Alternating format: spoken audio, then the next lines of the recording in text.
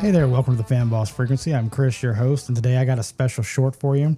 We're joined here by my good friend Jason with Innovations Technology Group. What's up? And then I dragged Skylar out of the back to give him a break. We're hanging up here at the...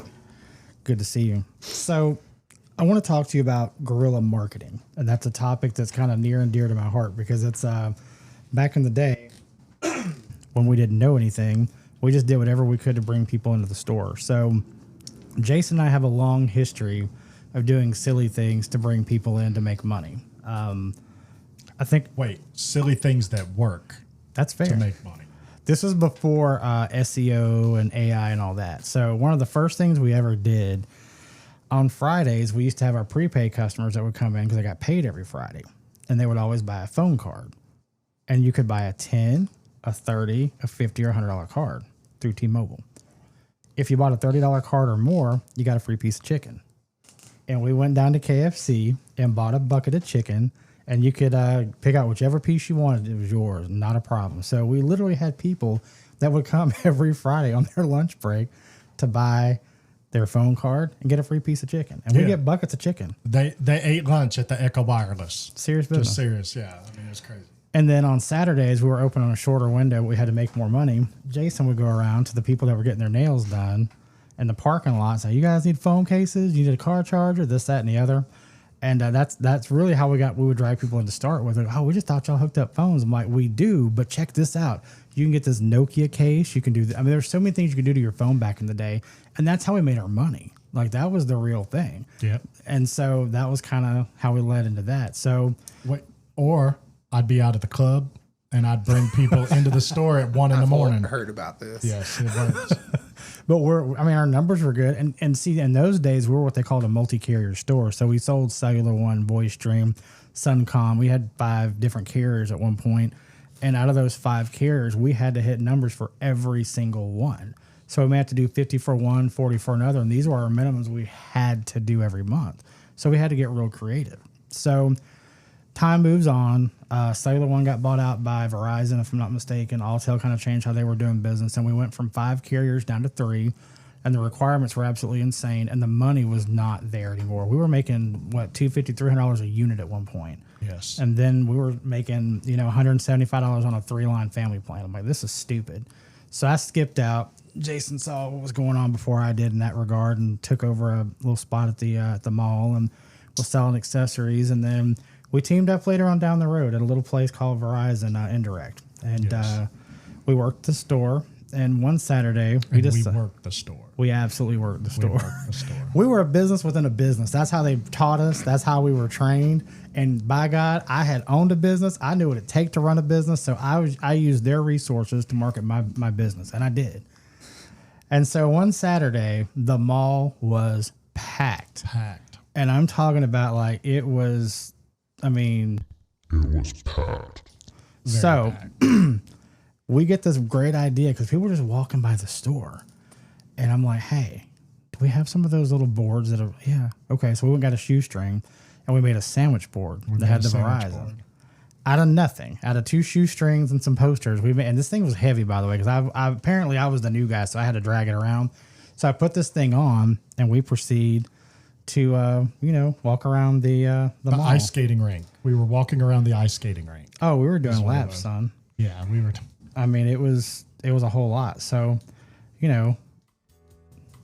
that's my walking music. So we're walking around, we're minding our own business. And remember, it's an ice rink. So we're walking around a big oval. And we get about to the furthest point away from our store. And I'm like, here we go. Let's see what's going to happen here. And, that was a no-go. I'm like, what are you talking about? Like, sir, you can't be out here advertising. Like, first of all, I'm going to the restroom. And Jason's my handler. So I'm right there. We're both walking around the mall.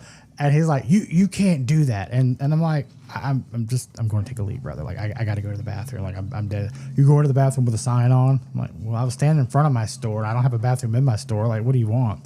So he's giving me fits. Next thing I know, backup shows up. I'm like, are you serious right now? Yeah. So backup shows up. And we wind up in a situation where we had to wander back to the store. Well, next thing I know, they're trying to basically shield my signs. So Jason and I were doing our very best to be seen. We caused quite the commotion that day, and we were basically told you are never allowed to leave your store. I was like, why? What's the problem, man? So to take that to the next level, not too long after that, I bought a belt that had a scrolling marquee that you could put on it that would say, ask me about a free phone. And I would walk around the mall with that.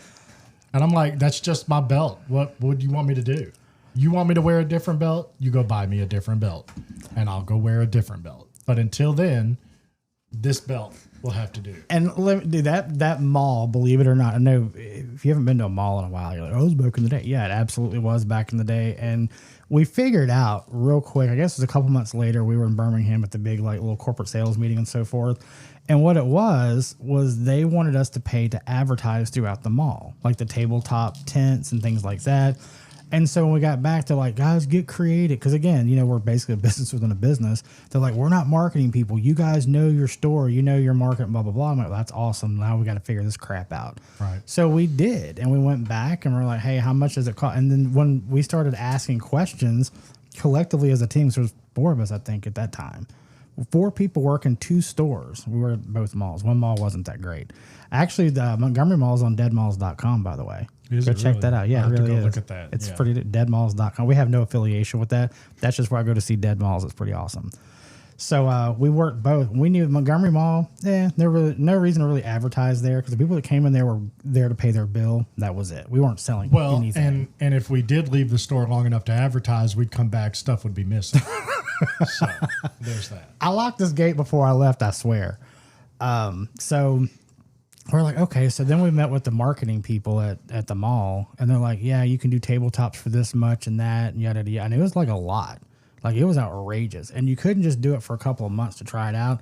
They want like commitment. Oh, at least a year. Yeah, and you could get some affordable pricing if this, then that. And I'm like, dude, y'all should want us to make more money because when our store makes good money, they get a percentage of everything that we sold. Right. So our rent may be $3,500, but they're getting a couple of points or however many, I don't know what the numbers are, but they get a percentage of whatever we do. So when you're out there getting started, the biggest thing we have to focus on is getting the word out there, and you have to do what you got to do. And it's nice to have those big budgets to, you know, go SEO and do some cool videos and this, that, and the other. And today's technology being what it is, there's no reason you can't make a cool video. We do product videos from time to time with our business. Jason here has done multi-million-dollar campaigns online and has seen the fruits of that labor. But the fact of the matter is, don't wait for that perfect opportunity. Don't wait for that polished campaign. I mean, some of my biggest successes have been that guerrilla marketing, that advertising, that just getting out there and getting it done. So, Jason, as somebody who's in the space as we wrap up, what is one good piece of advice you would give anybody right now who's trying to promote their products online or try to get started? Yeah, I think you actually said it. It's about taking action, you know, or doing profitable activities, things that can potentially make you money. I mean, because the way you fail is by doing nothing. So you got to do something. Just get out there and do it. Start now. I mean, that's ultimately what it takes. Absolutely. And you commit and be consistent. Commit, consist, and you're good to go. You will make money. There's somebody out there that wants your product. Absolutely. Well, I hope this helped a little bit. Go out there and do something today. Even if it's wrong, do something. If you do nothing, you know what you're going to get, right? That's right. Absolutely. So stay safe, and we'll see you next time. Peace.